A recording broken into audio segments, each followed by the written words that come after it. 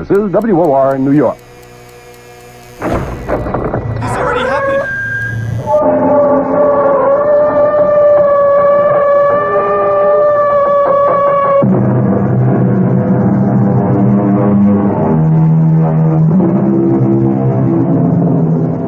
Come in.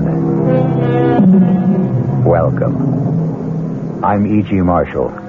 Welcome to the fear you can hear. Welcome to the sounds of suspense. It was the ill-fated Prince of Denmark, Hamlet, who lamented, "The time is out of joint. Oh, cursed spite, that ever I was born to set it right." Many people before and since have echoed the same cry of despair, but none with more compelling justice and reason than Ethan Vigil, clockmaker and destroyer. Ethan Vigil, for whom a special clock struck a magic and an evil hour. You got your box in. Your move, Jake. No, don't rush me. I'm thinking.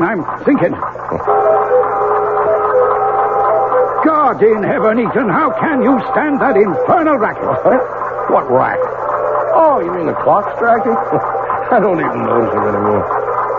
Well, go ahead. What do you want to give up? No. Who can think of a chess move with all hell breaking loose? From now on, start our games after midnight. Have to drive a man stark, staring mad. I swear to Sam Hill, Ethan, you deliver.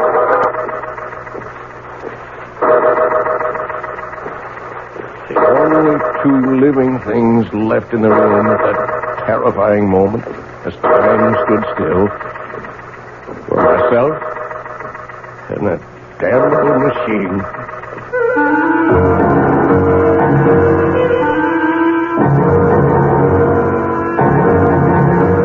Our mystery drama, Time and Again, was written especially for the Mystery Theater by Ian Martin and stars John Beal. It is sponsored in part by Anheuser-Busch Incorporated, brewers of Budweiser, and by the Kellogg Company, makers of Kellogg's Special K cereal. I'll return shortly with Act One. When you drink beer, do you tilt the glass for long, hearty swallows? Or just tip it and sip it? Well, sipping's the thing for wine. But Budweiser beer is a hearty drink, brewed for zest and character. The best way to enjoy Bud is to drink it. Not chug-a-lug, just man-sized beer drinker swallows. That's when that famous Budweiser taste, smoothness, and drinkability really come through. Smoothness and drinkability that come only from natural carbonation and exclusive beechwood aging. Smoothness and drinkability, too good for any half-hearted sipping. So drink up.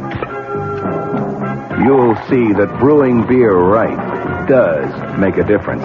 And that when you say Budweiser, you've said it all. Anheuser-Busch, St. Louis.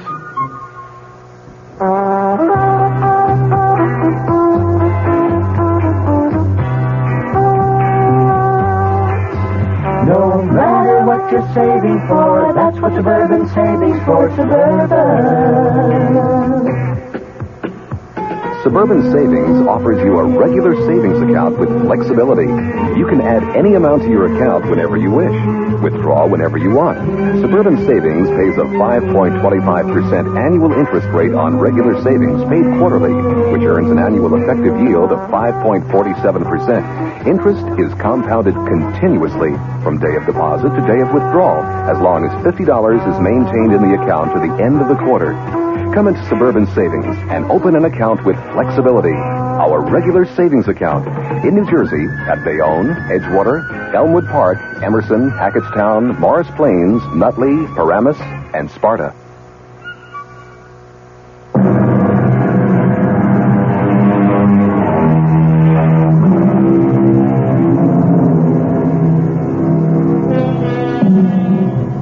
Few of us can resist the fascination of an auction, and I'm no different than most, which is how and why I happen to possess this curious document, which reveals a bone-chilling account of how many lives were lost so uncannily and eerily to the inhuman demands of what Ethan Vigil called that damnable machine.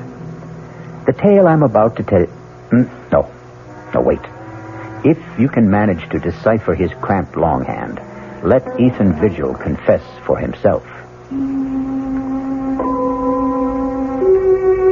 I, Ethan Vigil, clockmaker by trade, am writing this in case, when the moment comes, I fail to destroy the hourglass clock. For if I fail, someone must destroy it. Kill it. End its ghastly existence before God knows how many innocent people will die to satisfy its insatiable thirst.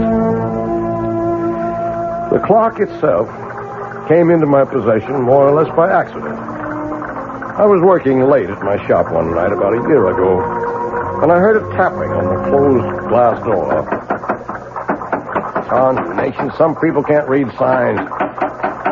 Fools like to break that glass. Stop back. Can't you see him close? And Governor, please, let me in. Oh, get on with you. You won't be sorry. Give me a chance. I'll give you the chance of a lifetime. Look. It was raining heavily, the water streaming down the glass, but the object he had drawn from the cover of his pea jacket drew my eyes like a magnet.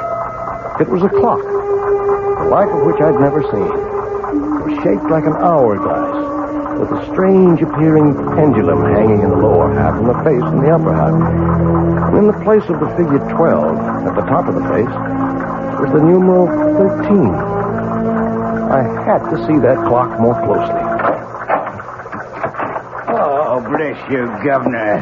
You're a lifesaver, you are. What do you want? Oh, I want you to have a look at this here clock. The clock is the only reason I let you in. I'd like to have a look at it myself. Let's take it over to the bench. You want this clock repaired? I want to sell it to you, is what I want. I hope I don't regret this, but come on to my place in the back. There's a fire in there to dry you up a bit. You better back up to that fire. Where'd you get this clock? Why, it came into my possession when its owner died. Does it run?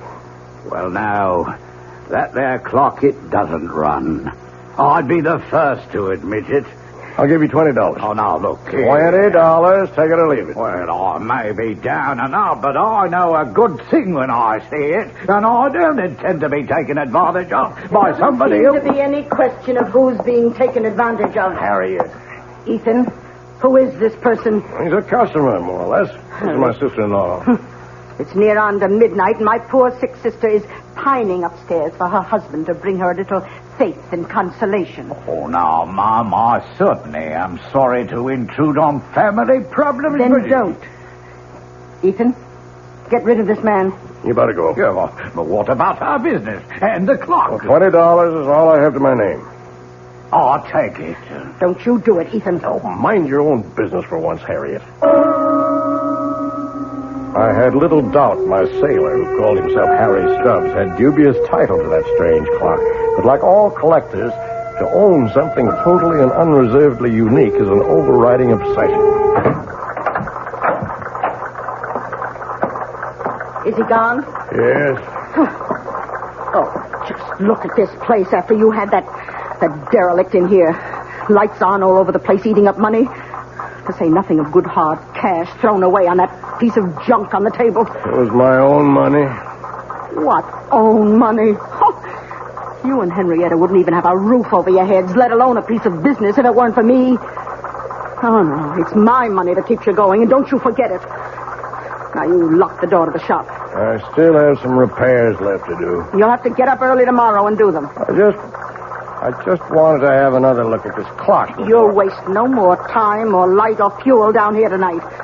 If it wasn't for good money paid out, I'd take that piece of junk on the table and dump it in the rubbish. How I wish she'd done just that. Let the city collect it with the morning trash and bury it forever. But fate hadn't planned it that way. So I went upstairs from Harriet to face another problem I didn't know how to solve. My ailing wife, Henrietta. Ethan, is that you? Yes, Henrietta. Where Where have you been? Working, dear. Are you hurting? Oh, when don't I hurt? I know. How's your back? It isn't my back. It's my stomach, Ethan. I'm scared. I've been afraid to think of it, but I know Harriet's sure I've got... Hush, none of that. You just get off to sleep. That's what you need. You just don't know how it is to be suffering every blessed minute of every day. As I slipped under the covers and lay wide awake beside Henrietta, snoring away, my mind went back to the strange clock on the table downstairs. The intriguing mystery of a mechanism I had never even imagined in 40 years of clockmaking. And the enigma of why 13 replaced the numeral 12 on the face.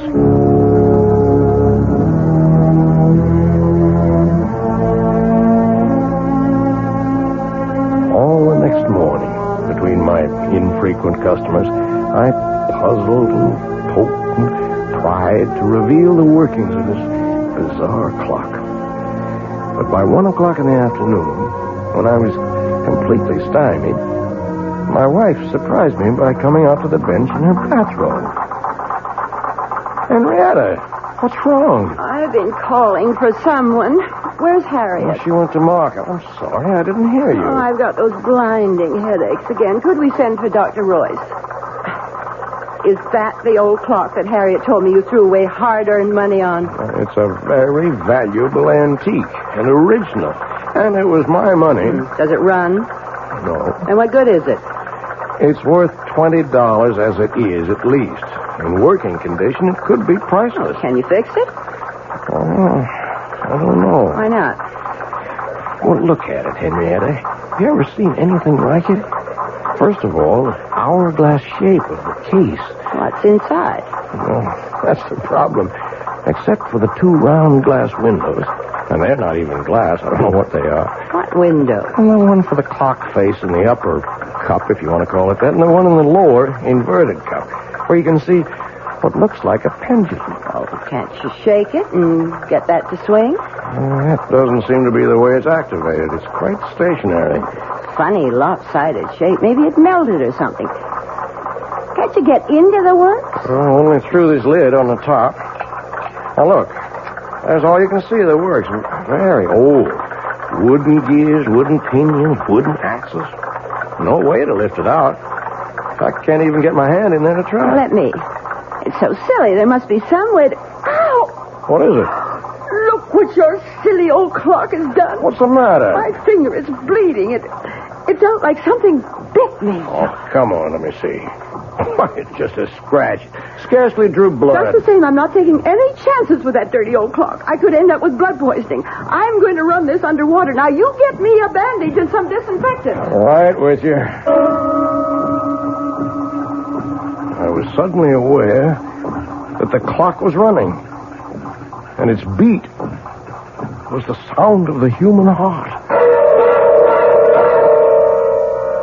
But Ethan didn't follow his wife right away, because suddenly he had become conscious that the dead clock had come to life, that it had started to record time again, and that the sound of its beat was very different from all other clocks. It was a sound akin, if not completely similar, to the beat of the human heart. I shall return shortly with Act 2. And now another tale of the ball and chain. As Kellogg's Special K presents The good, the bad, and the heavy. Why is that cowboy wearing a ball and chain? Because carrying around extra pounds could be just like carrying around a ball and chain. How symbolic. What will it be, senor? Give me the Special K breakfast. Here you go. For a Special K, skim milk, orange juice, and coffee. Say, don't I know you from someplace? You probably don't recognize me with my ball and chain. I used to be 10 pounds lighter, but I'm getting back that way by exercising and eating smart at every meal. Starting with this here Special K breakfast. What's so special? It's less than 240 calories, 99% fat-free, and delicious. It's going to help me get rid of this here ball and chain. I bet your horse will be glad to hear that. another ball and chain bites that dust. Your happy ending could begin with the Kellogg's Special K breakfast. That's Kellogg's Special K. That's right. Good night. This is WOR New York, your Mystery Theater station.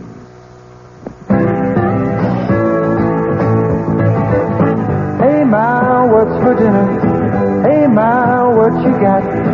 Hey, Ma, will it be much longer? My hunger gets stronger and I can't wait. She loves the family. She wants the best.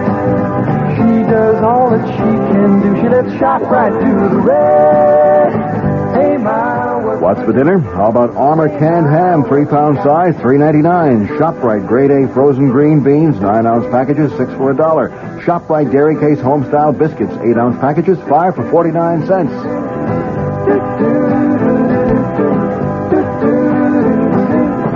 She loves the family. She wants the best.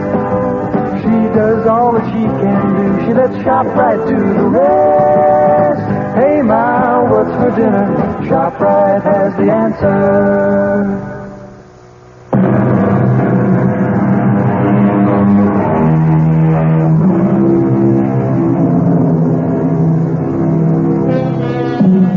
Whatever his wife had accidentally touched, the clock had begun to run and remained running steadily, without any sign of stopping.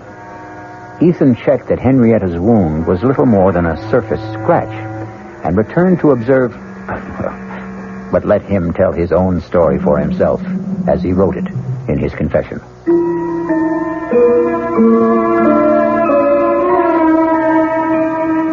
My examination of the clock as it ran made it even more of an enigma. Behind the face, beneath the lid, the gears I saw engaged, second by second, operated the hands that told the time. What motivated them was obvious, the strange mass that I had supposed a pendulum weight, but which now, quite clearly, was a diaphragm or pump, opening and closing to create energy, in a motion like a human fist, or... Yes, suddenly I knew why the irregular shape was familiar, like the human heart. But what in turn motivated that, or fueled it, was the ultimate mystery. Everything about this clock was different, exotic, strange. Even its chime for the hours, plangent, plaintive, almost the sound of a human voice. I watched it irresistibly all day, all during the night, while I waited for Dr. Jacob Royce to come and examine my wife. Even while I waited for the result of that examination. What the devil are you doing out here, Ethan? I'm sorry, Jake. Just observing this clock. It's got me mesmerized. How's Henrietta? Oh, what am I going to tell you, Ethan? Same thing as usual. Yep. Not a trace of any physiological problem. Never is. Oh, there's a name for it if it's of any help. Chronic inadequate. Someone who just can't handle the simple process of life and has to make excuses for it. I'd better go up to her. Oh, there's no need. I gave her a sedative. Won't hurt her, but it might do you some good. Come on now. Let's play chess. If I set us up out here, all right? With all those clocks rattling away. I want to keep my eye on this baby here. If you can't sit up with one sick friend, you gotta sit up with another. And for the next 10 or 15 minutes, I did forget the clock that was to haunt the rest of my days. Inexorably, as we concentrated on the chessboard, all of the clocks ticked on towards 12 o'clock. And the moment when the explanation of that substitute number 13 was about to be made by the clock itself. Don't think much of your king's pawn variation, Jake. Got you boxed in. Your move. Don't rush me. I'm thinking. Good Lord, Ethan. How can you stand that infernal racket? Huh? What racket? Oh, you mean the clock striking? I don't even notice them anymore. Go ahead. Or do you want to give up? No. But who can think of a chess move with all hell breaking loose? From now on, we start our games after midnight. Enough to drive a man stark, staring mad. I swear to Sam Hill, Ethan, you deliver. After the 12th stroke of the hourglass clock's chime, there was no sound but the beat of the clock and my own heart. Everything else had stopped dead. My friend's mouth was frozen in the act of speaking. His hand poised over a chessman as though cast in bronze. Outside, like the old child's game, people had turned to statues. A car backing into a parking space was stopped in its tracks. The very raindrops hung motionless in the air like a spangled curtain. For everyone else in the world, save only me and that damnable clock, time was standing still.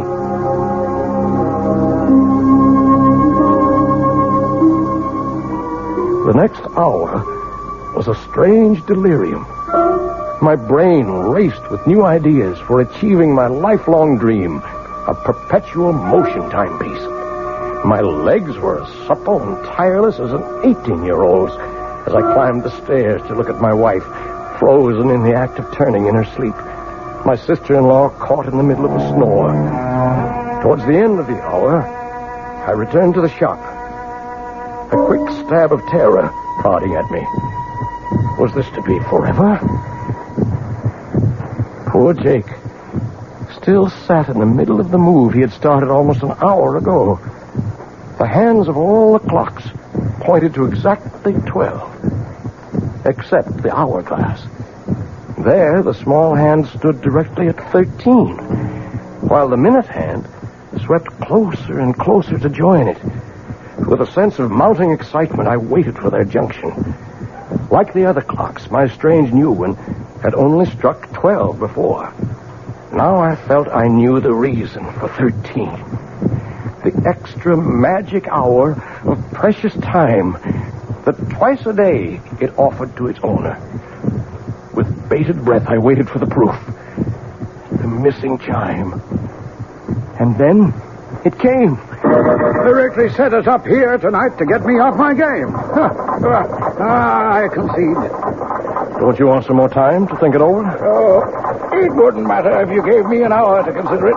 Tonight I'm too bushed to think. It's 1 minute after 12. We've only been at the game 10 minutes or so, and I feel as if I've been here for 70. Is it really only 10 minutes? You're the clockmaker, Ethan. Look all around you at your little markers. Yes, you're right. So it's true. You feeling all right? Never better. Why? You look a little strange for a minute. Matter of fact, Ethan, I've been meaning to mention it. I'd like to have you drop around to the office someday soon. What for? Well, you're not as young as you were, you know. And you've been pushing yourself pretty hard lately. Want to make a date now? No, I'll call you. No, don't forget. No. Now, there's something I wish all my patients were as healthy as. Yeah, 20 years since I started that old avocado tree in the window. And like Topsy, it just grew. Don't you believe it? Oh, that took a lot of tender, loving care. Watered just right, pinching it back, bringing it along to grow up right. Just like the child. I love that old tree. Well, listen, man's got to have something to love. Yeah, I reckon. You don't think there's anything really wrong with Henry, do you? No, I don't. Just another of her eternal spells. Well, night, old friend. Rain, stop. Good night, Jake.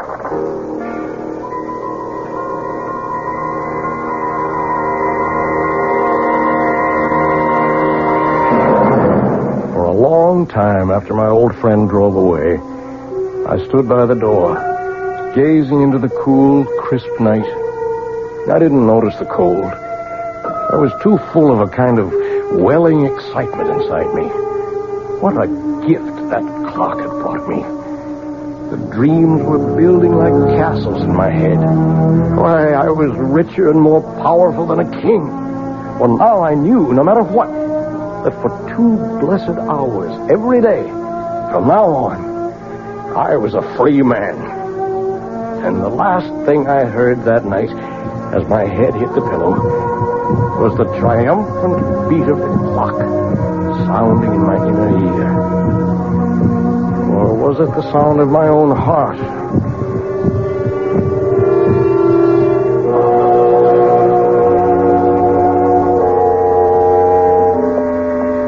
How is she, Doctor? I don't know, Harriet. Now, I don't mean to alarm you, but I think we'll put your sister Henrietta in the hospital for a few days for observation. Well, what's the matter with her? Well, that's what I want to put her in the hospital for. Find out. What do you suspect it is? I don't suspect it's anything. I just want to reassure myself. Now, why don't you go up and keep her company while I talk to Ethan? Oh, you won't have any trouble convincing him. I don't see why I can't take care of her. Well, you can't this time, Harriet. If you want to help, go sit with her. I'll make the arrangements with Ethan. How's Henny? I want to put her in the hospital for a few days, Ethan. Oh, she's that sick? I'm not sure. Whatever it is, this is not just one of her spells. I want her under observation for a while. Oh, whatever you say, Jake. I wish I knew what to say. I feel a little guilty. Ever since that night a few weeks ago when we were playing chess. What do you mean, guilty? Well, damn it, for 20 years I've been medicating her imaginary ills. I wonder if maybe I got careless that night. Huh? Well, there's no doubt that from then on, this debility, anemia, whatever it is, started. Well, I'll get along and make all the arrangements. I'll phone you when to expect the ambulance.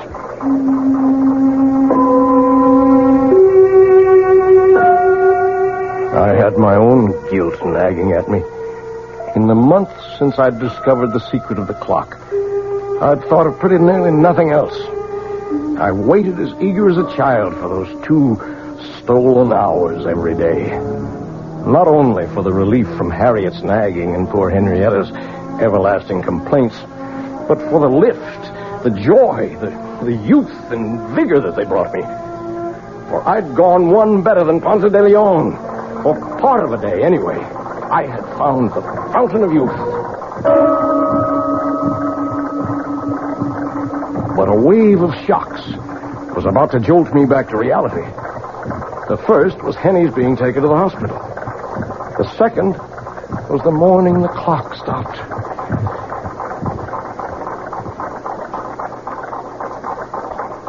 Oh, no. No!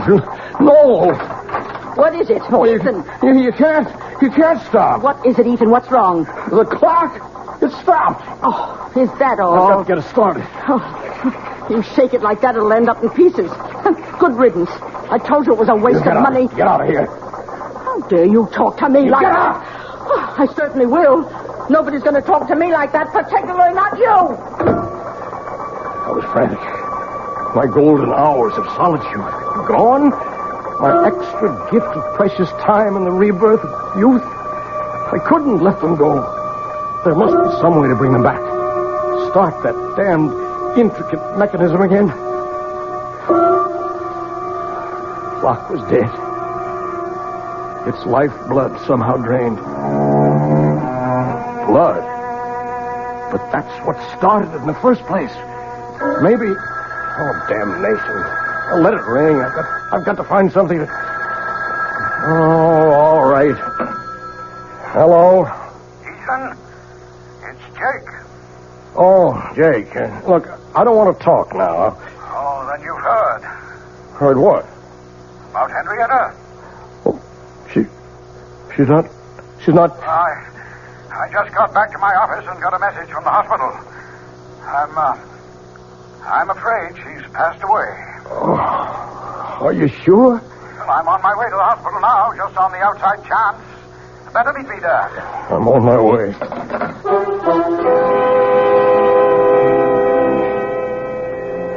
We were too late.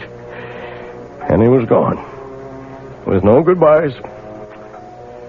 I sat by a nurse's desk, waiting for Jake to complete arrangements and drive me home. A young nurse came down the hall with a tray of blood samples, putting them on the desk. She came towards me. Mr. Vigil? Yes, nurse? Dr. Royce asked me to tell you he'll only be a minute or two. Oh, thank you, nurse. As she walked away, my eyes following her blindly, then I was looking at that tray of blood samples. Blood. It was Henny's cutting her finger that started the clock. Would that be the answer? I acted without thinking. In a moment, I had slipped one of the tubes into my pocket. And I was back in my seat before Jake came striding down the hall.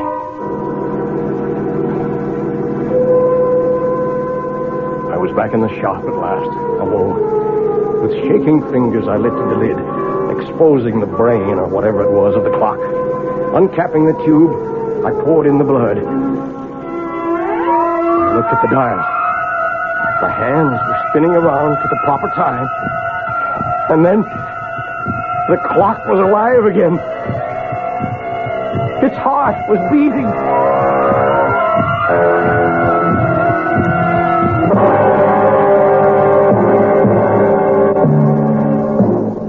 It would have been better, far better, had Ethan left it for dead.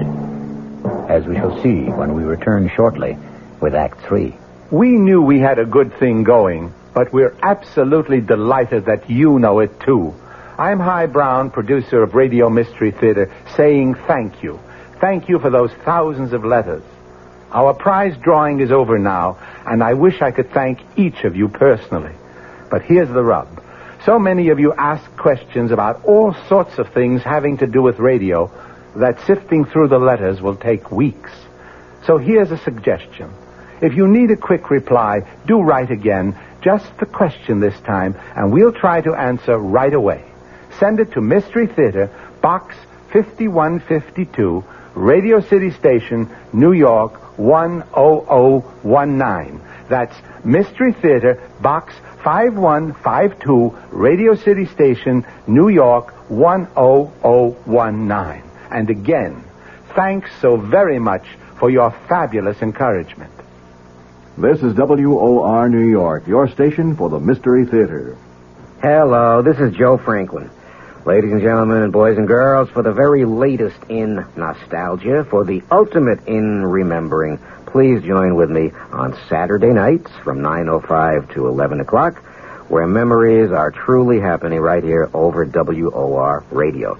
It is my privilege to present radio's original Memory Lane program, but positively the original. And whether it's Al Jolson or Benny Goodman or Louis Armstrong or Eddie Cantor or Harry James or the Dorseys, Mario Lanza, Gene Krupa, the young Frank Sinatra, George M. Cohan, Bing Crosby, Bogart, Lombard, Cagney, and all those happy times of radio's comedy and drama and soap opera. We have it fascinatingly, and all the sounds are reproduced crystal clear Saturday nights from 9:05 till 11 over WOR Radio. Yours truly, Joe Franklin, hosting Memory Lane. Tune in.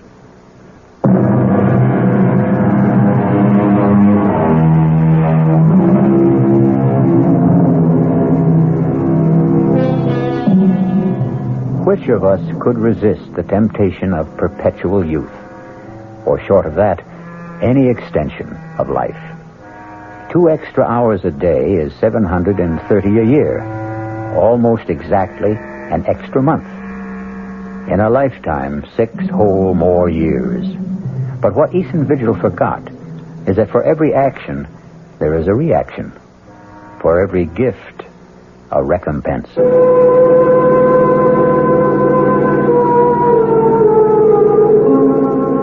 The saddest part of my confession is that after my wife's death, I became completely blind to everything but my 2 periods of escape every day. More and more, my sister-in-law, Harriet, took over the ordinary part of life, transforming my beloved clock shop into a nightmare against which I preferred to close my eyes. Ethan? Ethan? What, Harriet? Would you mind helping me dress this window, please? Well, what's the matter with it as it is? If you just get away from that bench of yours for a moment and come here, perhaps I can show you. All right, Harriet. You know how I'm branching out now that I'm the active partner in the store. Oh, you and Jim Crack. Well, you might know you'd lag a mile behind the times. This is novelty jewelry, and to sell it, we must display it. Cheap claptrap. Now, first off, I want you to get this cheap, silly rubber plant out of the window. Rubber plant? That's my avocado tree that I grew with my own hands. Well, whatever it is, it takes up the whole window. I want it out of here. No, sir, not my tree. It needs the sunshine it gets. But what use is it? Starvation. Does everything have to have a function? It's beautiful. It's balm to my soul. That's enough reason for its existence. Besides, it don't cost nothing, so you leave it alone. Oh, very well. But I must have somewhere to display my costume jewelry. Oh, let's move that ugly old hourglass clock somewhere else. Why does it have to be right beside your bench where every customer comes... Harriet, I'm warning you. You leave that clock where it is. Don't you ever dare lay a hand on it, you hear me? Oh, my, aren't we touchy? Well, just let me remind you of something, Ethan. With Henrietta gone, her share goes to me. So I am 2/3 of this store. I can have it any way I want to. Over my dead body. You can do what you want with all your cheap, tinsely stuff, but you keep your hands off that clock. Oh, heaven's sake, all right. Don't you have an appointment with Dr. Royce? Oh, no, I forgot. I'll get right over to his office.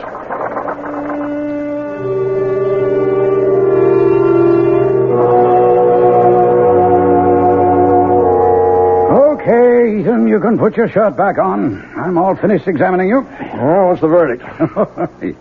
I couldn't be more pleased. You approve of the shape I'm in, huh? Well, before Henrietta died, I don't mind telling you, I was plumb worried about you. Oh. Your heart was acting up. I didn't like your blood pressure. And there was a lump in your belly I could palpate big as a grapefruit. And now? Now I don't even need the x-rays I took. Know it before I see him. It's practically noon. Now go on, you don't need a doctor. Get out of here. Let me get around to the sick people outside who do.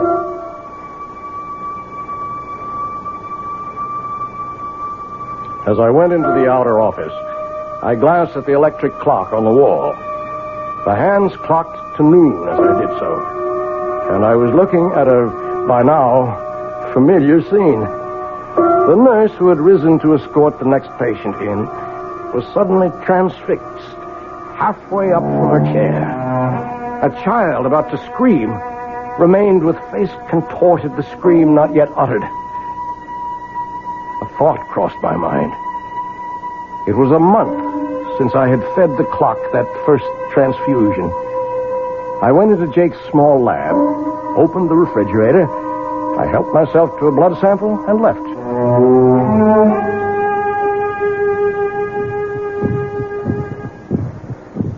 Back at the store, the only sound was the beat of my clock.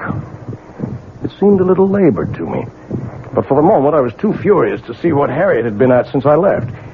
Draped all over my avocado tree were festoons of cheap tin and glass jewelry, and Harriet, the superior smirk on her face, was caught immobile in the act of adding more.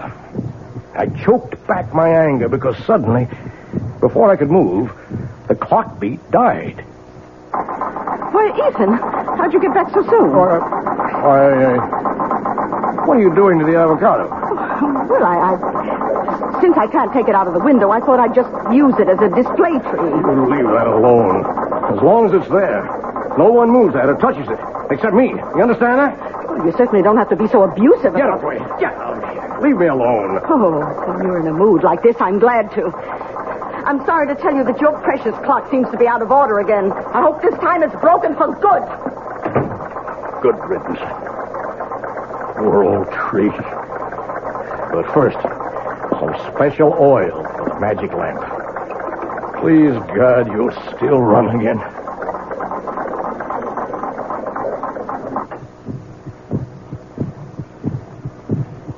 And time stood still again.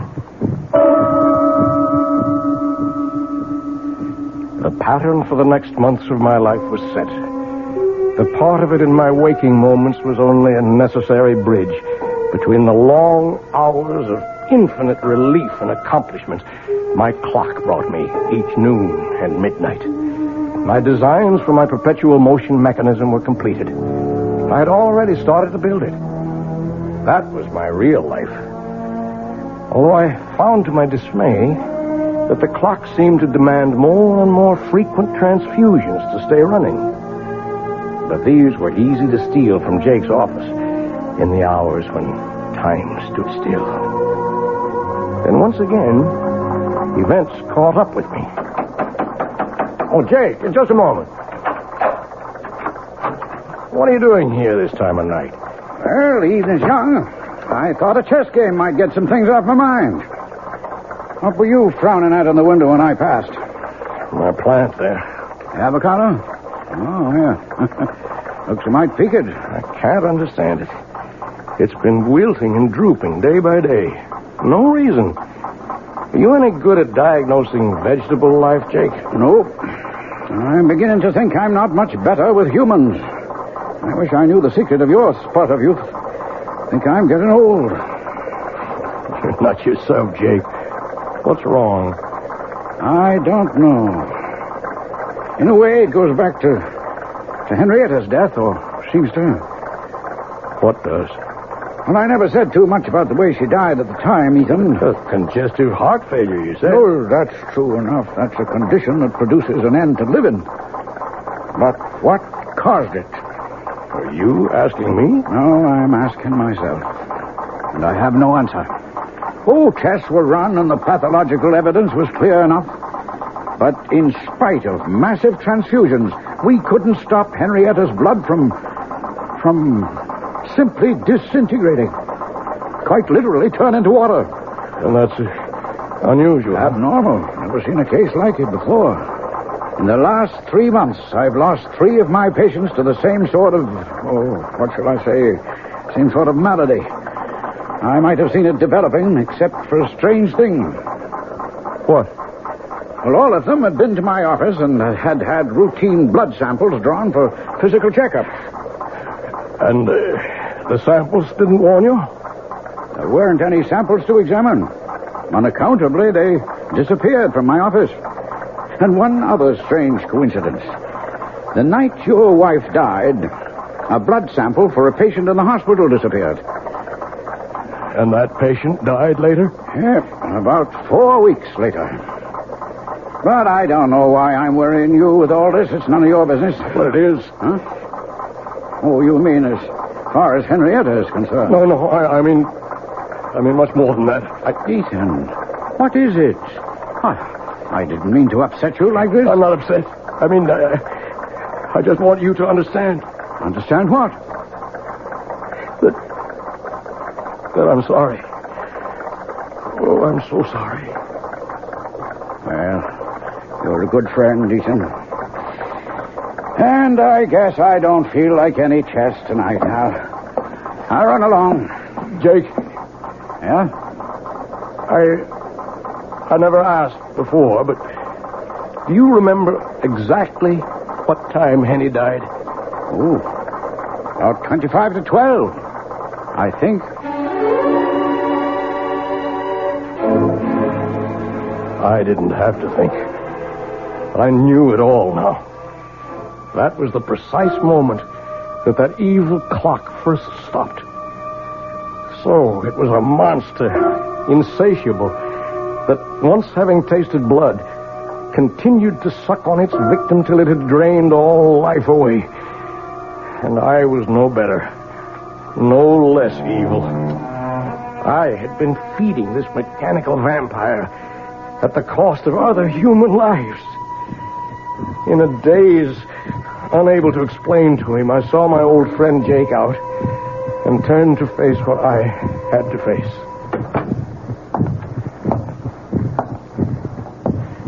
The shop was dark as I walked to the clock. My ears were so attuned to it by now that I'd been aware that it had started to labor and needed a fresh transfusion.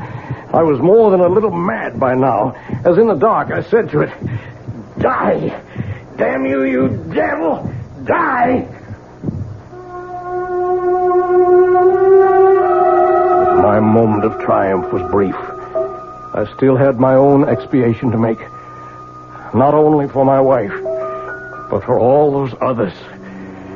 And there was a personal sadness as my hands in the darkness traced the form of my perpetual motion machine, which would never be completed now. A man without love, wife, or children would like to leave a small footprint on the sands, his gauge to immortality.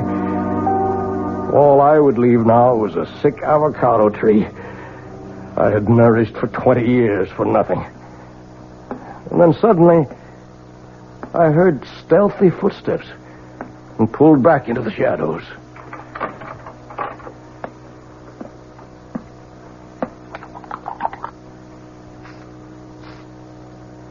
Harry. Oh, I thought you'd gone to bed. What are you doing to the plant? Oh, why, it's just some food to make Let me see. It's a weed killer.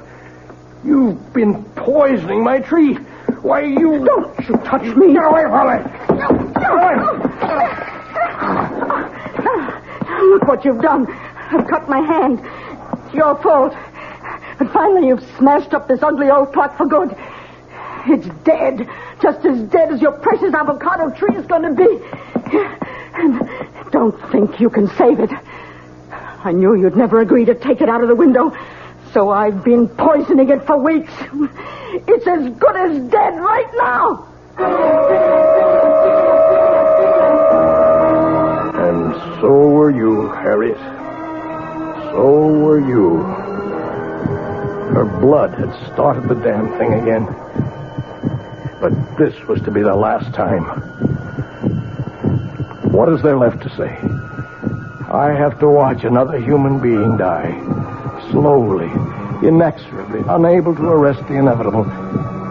And even though it is someone I despise, my guilt is in no way lessened. The only pleasure I can take is that as Harriet sinks, so does that remorseless, evil, damnable machine. And once its heart is stilled, I shall destroy it forever. The one element I have not tried against it is the enemy of the devil. I shall take it, chained to my body, when we go to our grave in the river, to share it for eternity. As I finish this confession, to mail to my good friend, Dr. Jacob Royce, I can hear the evil thing labor, about to die. It's time for me to write the end.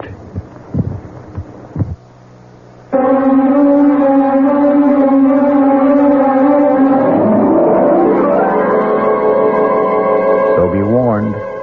If you should by any chance come across a clock in a curio shop shaped like an hourglass with a dial that bears the number 13 instead of 12, shun it like the plague. I'll be back shortly.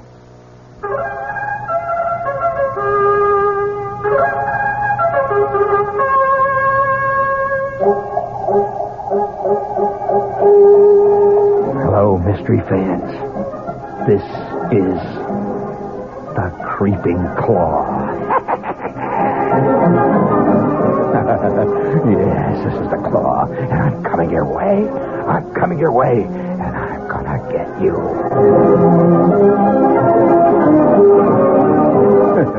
Oh, I'd love to play the lead in one of those mysteries. This is Gene Shepard, gang, and I'm here to tell you that there's been a great time change here on WOR. And from here on in, I'm going to be heard every night. There's been all kinds of phone calls about it, so here's the answer. Every night at 9:15, Monday through Friday. Gene Shepard, better known as the Creeping Claw. Good evening, I'm Patricia McCann. Dora McCann and I hope to have the pleasure of your company this week from 11:15 a.m. to 12, Monday through Friday. And let me tell you what we've got planned. Food prices have gone up again, so tomorrow we'll talk good, cheap food and how to make it taste. Then Tuesday, the day we've set aside for our ongoing nutrition series, our guest will be Diane Buckman, and she'll tell you how to use herbs to make everything from your own cosmetics and perfume to a natural tranquilizer. Then on Wednesday, we're going to get tough. Our guest will be Ralph Charles, a lawyer, a consumer, and a complainer, and he wants to tell us all how to get satisfaction from Ma Bell, Con Ed, and the local TV repairman. Thursday, Dora McCann interviews a lady who does a lot of ad-libbing in the kitchen, who doesn't think you should be uptight about a lot of the old rules and regulations. Her name is Glenn Andrews. She's author of Impromptu Cooking. And then last but not least, on Friday, you'll hear Muhammad Salam, who'll talk about his Middle Eastern restaurant, the Tripoli restaurant here in New York, one of the best. Have we got a date? Monday through Friday, the McCann program right here on WOR.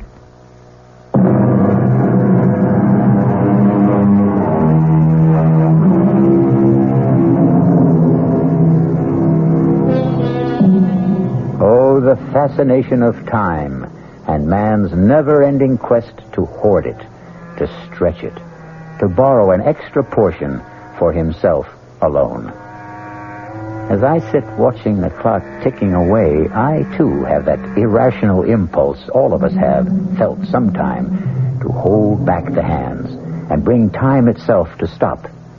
And then I remember Ethan Vigil, and I decide that once around is enough for all of us. Our cast included John Beale, Grace Matthews, Bryna Rayburn, and Ian Martin. The entire production was under the direction of Hyman Brown. And now, a preview of our next tale. Deeply, hopelessly, irrevocably in love. Now, my boy, I've been a publisher a long time. I've talked to dozens of authors. They all fall in love with characters they've created. It happens all the time. She didn't exist before you created her, did she? She exists now. Good heavens, man. She came out of your mind. She has no life except the one you gave her. Maybe she did come out of my mind, but now she's got a life of her own. Well, in a manner of speaking, of course she has. And I want to prolong that life, Stephen. I predict great success for Clarissa. And for you. You and Clarissa are one, you might say. No, we are not one. We must never be one. I want her dead. This is E.G. Marshall inviting you to return to our Mystery Theater for another adventure in the macabre. Until next time, pleasant dreams.